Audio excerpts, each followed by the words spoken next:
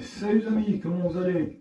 Bon, aujourd'hui, ça sera une petite vidéo atelier, hein, en attendant une autre vidéo qui est en cours de tournage, j'oserais dire, hein, pour des raisons techniques, je ne pourrais pas vous la sortir avant le début de semaine prochaine. C'est comme ça, c'est tout. Alors, je suis désolé si ma voix est un peu différente de d'habitude, parce que rien n'y fait, j'ai encore la crève, c'est pas top. J'ai dû avoir ma gorge est encombrée et j'ai un peu m'en dépêtrer, donc on fera avec, c'est comme ça. Bon, alors aujourd'hui, revenons au sujet principal. On se retrouve à l'atelier parce que sur mon VTT, j'ai un petit souci de shifter. Alors, c'est pas d'aujourd'hui hein, que j'ai le problème avec ce shifter-là. Au niveau du shifter de dérailleur arrière, j'ai la petite languette qui indique la position des vitesses qui fonctionne plus. C'est-à-dire, je peux très bien être en 10e vitesse comme en 4e comme en première. La petite languette rouge ne bouge plus, l'indicateur de vitesse ne bouge plus. Les vitesses passent très bien, il n'y a pas de souci, il n'y a que le petite languette qui ne va plus. Donc on va voir ensemble si on peut remédier à ce problème-là, même si je suis pas sûr à 100% de pouvoir le réparer, c'est un petit détail, mais bon, voilà. Allez, on va essayer, à tout de suite les amis. Donc ben voilà les amis, j'ai mis la caméra au plus près pour que vous puissiez voir un petit peu le mécanisme quand je vais ouvrir le boîtier. Hein. Je pense que ça doit se situer là derrière, ça doit être un capot qui se soulève et on va pouvoir enlever tout ça, on verra bien. Je n'ai jamais vraiment étudié le problème. Alors voilà, vous voyez en fait bah, je suis toujours en première en gros, hein, alors que bah, là-bas je suis en je sais pas moi 6, 7 par là. Alors, regardez, je peux y aller, hein, il n'y a rien qui bouge. Et il bouge vraiment pas, donc bah, on va essayer de voir un petit peu ensemble comment faire pour pouvoir remédier à ce problème. Alors j'ai préparé une petite cuvetière, il n'y a pas de souci, elle est là. Hop. Donc pour moi ça se situerait là-dedans par logique. À mon avis il ne doit pas avoir grand chose de bien grave, mais bon. On va déjà essayer d'ouvrir ça parce que je ne sais pas comment ça fonctionne vraiment. Selon les modèles c'est plus ou moins compliqué. Là c'est le shifter Mega 10 de chez Decathlon. Donc on voit un petit peu.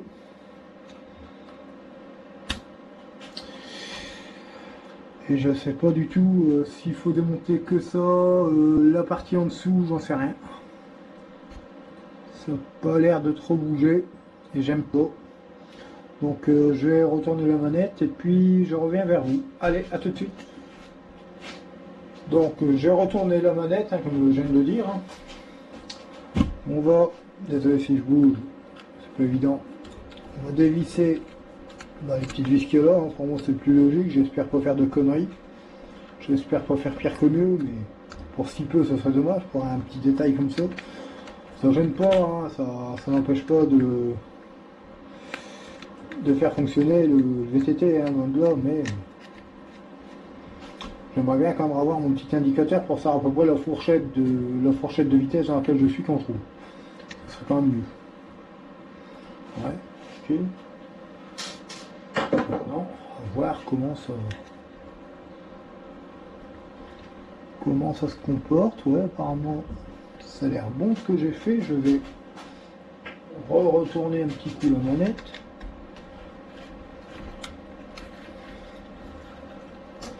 En même temps je surveille que vous voyez toujours. Ouais, ça bouge mais ça vient pas. C'est pas évident hein, des fois, vous voyez. Attends, j'ai bien démonté ça. Ouais, ça a l'air bon, mais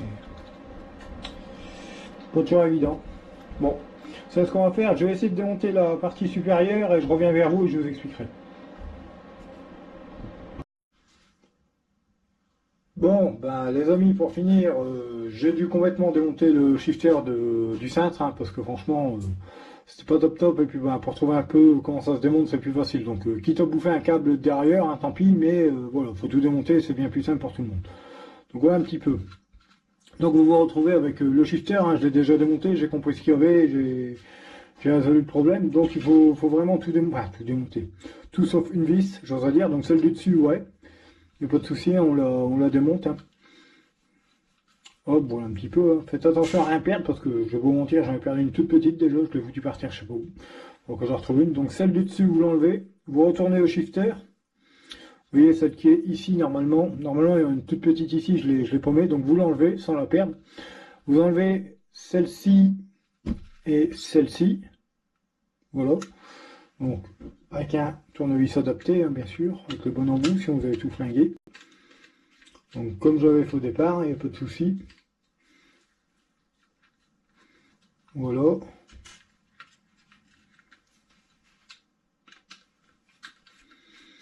Vous allez voir, après, bah, c'est impressionnant. Comme mécanique, oui, bien sûr, ça reste un shifter, c'est toujours impressionnant. D'ailleurs, j'ai un ressort à mettre à l'intérieur, j'ai un ressort qui s'est barré. Alors que je le remette. Donc voilà, vous enlevez vos 3 vis qu'il y a là. Hein. Bon, bien sûr, moi je les foutu par terre, mais voilà. Regarde en même temps mon écran de contrôle, parce que sinon, si je vous filme du vide, ça n'ira pas. Alors, si on veut, on peut enlever, c'est la même d'ailleurs que j'ai perdu, la toute petite vis que vous avez ici. Hein. Ça permet tout simplement d'accéder au cadran ici, à l'enlever, et puis le petit cadre qui est autour. Donc ça, vous pouvez le laisser, il n'y a pas de souci, tout va venir quand même. Ça, vous le laissez.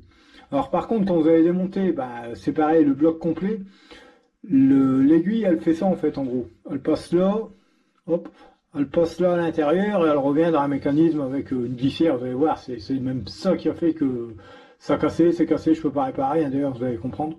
Donc voilà, et maintenant, vous prenez au niveau de la manette en bas, au niveau du coffrage en haut un petit peu, et vous voyez, regardez, vous voyez, hop, voilà. Et si on regarde de près, je ne sais pas si vous voyez bien, on voit l'aiguille, la partie orange. Donc n'hésitez pas, ça va résister, hop, vous voyez, hop, voilà. Bon, vous inquiétez pas, là il est tombé, hein, le mécanisme est tombé, vous allez vous dire, mais comment je vais faire pour le remettre? Normalement, je pense que quand il est complet, il tombe pas. Au pire des cas, c'est pas bien compliqué, parce que on voit bien que ici, juste là, il y a un encadrement rectangulaire, et on sait que l'aiguille, elle vient par là. Donc si on regarde un petit peu, bon au début j'ai cherché, hein, je comprenais pas, il faut que la partie qui soit, je voudrais dire, là, la partie orange et la partie là, soit, je vous montre tout de suite, un petit peu à l'intérieur de ça, vous allez voir, la petite tétine là, au bout de mon doigt, en blanc, elle vient pas par-dessus, elle vient à l'intérieur, je voudrais dire. Je vais vous montrer, ça vient, que je regarde en même temps ce que je fais, parce que sinon ça n'ira pas. Voilà, ça vient tout simplement, pour moi, ça vient comme ça. Voilà, je peux pas vous montrer mieux. C'est chiant cet écran qui s'arrête, mais bon, un peu obligé pour l'économie d'énergie, je vous montre bien. Ça vient comme ça. Et en fait, vous avez une pièce ici, juste au bout de mon doigt, avec un petit rond là, juste là, vous voyez au bout de mon doigt, là ici. On accède la manette, que j'arrive d'un sens, vous voyez, il bouge. Voilà. Bon là il ne bougera pas parce que j'ai un ressort qui barre, comme je vous l'ai dit. Vous voyez, hein. Là je dois être à fond, ça veut dire. Bon alors je relève volontairement la pièce, vous voyez, c'est une glissière. Et vous voyez la fameuse pièce avec un rond, en fait c'est un ovale quoi en fait. C'est un ovale. Et en fait par-dessus vous avez la fameuse pièce avec l'indicateur qui vient. Et normalement en dessous de l'indicateur, si on le retourne, alors c'est tout petit, hein, ce que je vais vous montrer. Vous avez, alors c'est microscopique et c'est pas étonnant que c'est cassé, cette toute petite, vous voyez le tout petit machin orange que j'ai failli paumer aussi, il est là, merci d'avoir mis à mettre, ce tout petit machin orange là, c'est ça qui a cassé, c'est ce tout petit pins de à peine 1 mm de diamètre, hein. Je sais pas si vous allez, bref c'est vraiment, vous voyez, hein, j'essaie de vous montrer vous voyez la pièce comment elle est toute petite, c'est ça qui a cassé. Voilà, et normalement elle vient, je la repose là, elle vient ici quelque part, là. C'est un pins qui vient ici quelque part, voilà, et quand vous remettez l'indicateur ici, il vient s'emboîter là-dedans. Et en fait, c'est simple, quand vous venez changer vos vitesses, ça le fait bouger. ça le fait bouger. Alors une fois qu'il est en place, ce qui se passe, c'est ça. Hop. C'est que ça vient, et encore, vous voyez, c'est d'ailleurs pour ça que ça cassait, parce que ça devient dur. Ça vient glisser. C'est tout simplement une glissière. Donc voilà pourquoi, regardez, j'ai même du mal. Donc voilà pourquoi ça a cassé, pourquoi ça n'a pas tenu. C'est tout bête. Alors, réparable, non, franchement c'est petit plastique, on s'en fout, je vous l'ai dit, hein, de toute façon c'est peut-être pas réparable, on s'en fout, c'est que l'indicateur de vitesse. Au pire, je peux même le supprimer tant que le shifter il fonctionne en lui-même, c'est le principal. Maintenant on fait même des shifters sans indicateur. Je vous vois mal avec 12 vitesses quand on s'est regardé chaque fois, mais bon, c'était bien pratique, ça y était, donc je voulais quand même essayer deux. Mais voilà pourquoi. Donc bah, j'en profitais, je le dégraissais à mon cou, je le nettoyais un petit coup, parce que bah, il est quand même bien gras, hein. Il est gras, il y a plein de petites saloperies dedans, donc je vais nettoyer. Peut-être ça aussi que mon shifter est un peu dur, je trouve par moment. Je vais en profiter, je vais nettoyer, comme vous le voyez, l'intérieur du capot, il est dégueulasse. Il y a plein de petites saloperies et compagnie, donc comme quoi c'est pas du tout étanche. Et puis bah, j'ai remonté ça, et puis voilà. Donc en gros, bah, c'était pas bien méchant la panne, mais fallait regarder. Mais voilà, comme quoi vous voyez, hein, maintenant on fait tout à l'économie. Alors là on peut pas. Je sais bien que qui dit plastique, dit finesse, dit gain de poids aussi, je suis d'accord. Mais on cherche pas non plus à faire des pièces de qualité. Franchement, quand on voit l'épaisseur du tout petit bin, c'est là, franchement. Faut arrêter les conneries, quoi. Je veux bien, mais on va dire, je râle tout le temps, je rétiture les choses, mais faut dire ce qui est. C'est ça surtout. Donc voilà, je nettoie un coup ça au dégraissant, et puis ben. On se revoit après pour soit l'intro finale, soit pour le remontage. Je vais voir ça juste après. Allez, à tout de suite.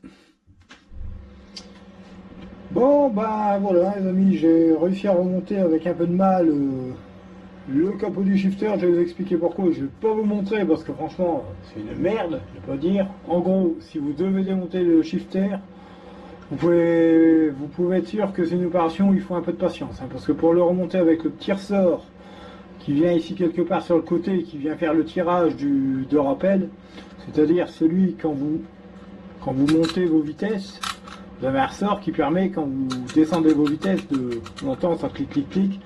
Et en fait ça le faisait plus parce que j'avais le ressort, bah, en fait il est ici le ressort. Hein. Et juste ici, il y a un ressort qui vient sur la partie arrondie, hein, la molette ronde à l'intérieur, je dois dire. Je peux vous expliquer mieux, peut-être que vous avez vu, j'essaierai de vous montrer si je peux sur la vidéo, pas sûr. Et en fait, il y a un petit ressort qui vient se tendre en arc de cercle. Mais au lieu d'avoir fait un ergot à l'intérieur du système et non sur la partie amovible du capot, non, ils ont été me faire l'ergot qui tient le ressort sur la partie du capot. C'est-à-dire, l'ergot, il est ici quelque part, on dit en gros. Il vient ici quelque part, donc il faut maintenir votre ressort. Parce qu'en fait, avant de fonctionner, il se tend ou il se détend, enfin bref, plus ou moins, il était plus tout à fait en face. Normalement, d'usine, quand c'est nickel, hop, ils viennent mettre le capot directement et ça vient pile poil sur le petit rond du ressort, donc ça vient s'engager nickel. Mais là, à force, ça bougeait un petit peu et tout ça, il était plus en face. Donc pour moi, remettre ce fameux petit ressort, j'ai dû engager mon capot au maximum et avec justement mon petit tournevis de précision, voilà, au moins ça a servi. J'ai réussi à jouer le cling, l'emboîter pile poil. Donc là, bon bah ça va, ça fonctionne, donc c'est le principal. Donc maintenant, c'est pas compliqué, tout ce qu'il reste à faire, c'est remettre les petites vis hein, qu'on a démontées. Alors pour ma part, comme vous l'avez remarqué, j'ai viré hein, tout simplement le système d'indicateur. Hein. De toute façon, plus fonctionner ou plus du tout être sur le shifter, ça change pas grand chose. Donc voilà, vous remettez vos vis, hein, nickel. Voilà, sans forcer comme un débile, ça sert à rien, parce que ça c'est un coup tout foiré, c'est du plastique. Pour ma part, bon moi j'en ai plus de 2 à mettre parce que j'en ai perdu une, bien sûr, pas bien, mais bon. Voilà. Alors souvent on me demande comment je fais pour tout réparer, pour tout réussir à chaque fois. C'est simple, je prends des risques. J'essaye tout simplement, même sans connaître, j'essaye, j'ouvre, tant pis. Là c'est une petite pièce qui vaut 13 €, je crois, 13-15 € le shifter. Je perdais pas grand chose au pire des cas. Si, j'aurais bloqué le vélo quelques jours, le temps de racheter un shifter, mais voilà. Mais voilà un petit peu comment je fais pour ma part pour intervenir sur des choses que je ne connais pas.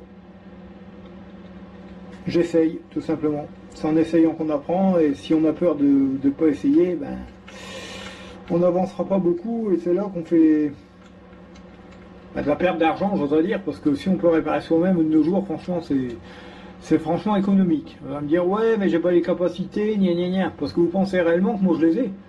C'est pas parce que j'essaye et que je risque de me foirer que je les ai, hein.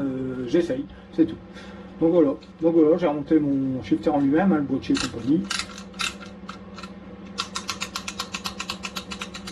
Donc voilà, bah, opération réussie quand même, je pensais pas, mais voilà, bon, tant pis, plus d'indicateur, mais c'est réparé, un petit peu. Et en même temps, ça m'a permis de connaître un peu la mécanique de ce système de shifter.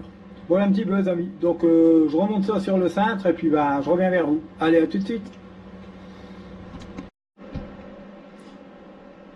Voilà les amis, bon j'ai remis la partie cintre, tous les éléments en place, hein, c'est-à-dire le shifter en lui-même, ma poignée de frein et mon grip, hein, pas de souci, hein, ça s'est bien passé, pas de problème, donc voilà, bon, bah, opération réussie, à part que, comme je vous l'ai dit, il manque la petite aiguille, mais on s'en fout, hein. Voilà un petit peu. Sinon, bah, c'est faisable, il n'y a pas de souci, hein, il suffit d'essayer, de bien observer, surtout, j'oserais dire, et puis bah, avec un peu de jugeote, on y arrive sans souci.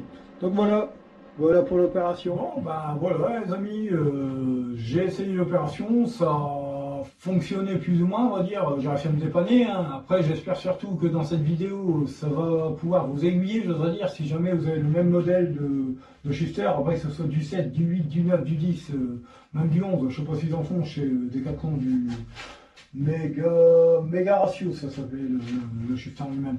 Je ne sais pas s'ils font jusque-là, enfin bref, peu importe, c'est toujours le même système, hein. Après, c'est une histoire de crantage dans le mécanisme qui vous permet de faire 7, 8, 9, 10, 11 et 12 ou pire, je sais pas, enfin, bref, peu importe. Voilà, j'espère que je vous ai dépanné, je vous ai montré un petit peu le système intérieur, donc ça vous fera peut-être moins peur. Attention, si vous devez remettre le petit ressort de rappel, pas évident, mais on y arrive, parce que le petit ergot est fait par le boîtier du dessus à remboîter, donc il faut venir mettre face à face les deux éléments, sinon ça ne fonctionne pas. Voilà, tout simplement. Hormis ça, bah voilà, à part seule solution, à part supprimer, si vous avez le même cas que moi, l'indicateur de vitesse, il n'y a pas grand chose à faire. À part acheter un shifter, il n'y a pas grand chose à faire. Donc voilà, sur ce, mes amis, j'espère que la vidéo vous a plu. Commentez, likez comme d'habitude, hein. Merci, vous êtes de plus en plus nombreux à vous abonner, à liker, à commenter, j'ai remarqué, donc continuez ainsi, ça fait bien plaisir. Et sur ce, je vous dis à très bientôt pour une prochaine vidéo. Allez, salut à vous, bonne journée, merci.